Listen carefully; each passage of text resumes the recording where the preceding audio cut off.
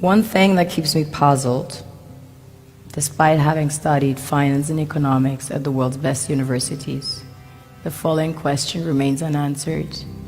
Why is it that 5,000 units of our currency is worth 1 unit of your currency, where we are the ones with the actual gold reserves?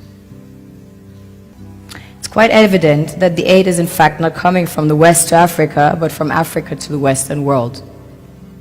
The Western world depends on Africa in every possible way, since alternative resources are scarce out here.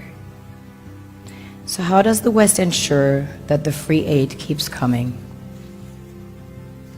By systematically destabilizing the wealthiest African nations and their systems, and all that backed by huge PR campaigns, leaving the entire world under the impression that Africa is poor and dying and merely surviving on the mercy of the West. Well done, Oxfam, UNICEF, Red Cross, Life Aid, and all the other organizations that continuously run multi-million-dollar advertisement campaigns depicting charity porn to sustain that image of Africa globally. Ad campaigns paid for by innocent people under the impression to help with their donations. While one hand gives under the flashing lights of cameras, the other takes in the shadows. We all know the dollar is worthless, while the euro is merely charged with German intellect and technology, and maybe some Italian pasta. How can one expect donations from nations that have so little? It's super sweet of you to come with your colored paper in exchange for our gold and diamonds. But instead, you should come empty-handed, filled with integrity and honor. We want to share with you our wealth and invite you to share with us. The perception is that a healthy and striving Africa would not disperse its resources as freely and cheaply, which is logical. Of course, it would instead sell its resources at world market prices, which in turn would destabilize and weaken Western economies, established on the post-colonial free meal system.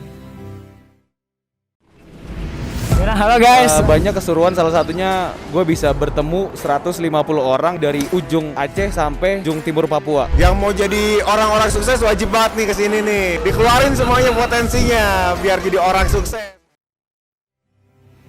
Last year, the IMF reports that 6 out of 10 of the world's fastest growing economies are in Africa, measured by their GDP growth. The French Treasury, for example, is receiving about $500 billion year in, year out. Foreign exchange reserves from African countries based on colonial debt they forced them to pay. Former French President Jacques Chirac stated in an interview recently that we have to be honest and acknowledge that a big part of the money in our banks comes precisely from the exploitation of the African continent.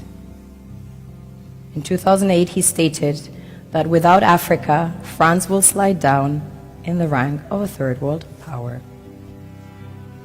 This is what happens in the human world, the world we have created. Have you ever wondered how things work in nature?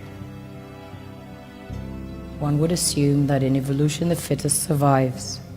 However, in nature, any species that is overhunting, overexploiting the resources they depend on as nourishment, natural selection would sooner or later take the predator out because it offsets the balance.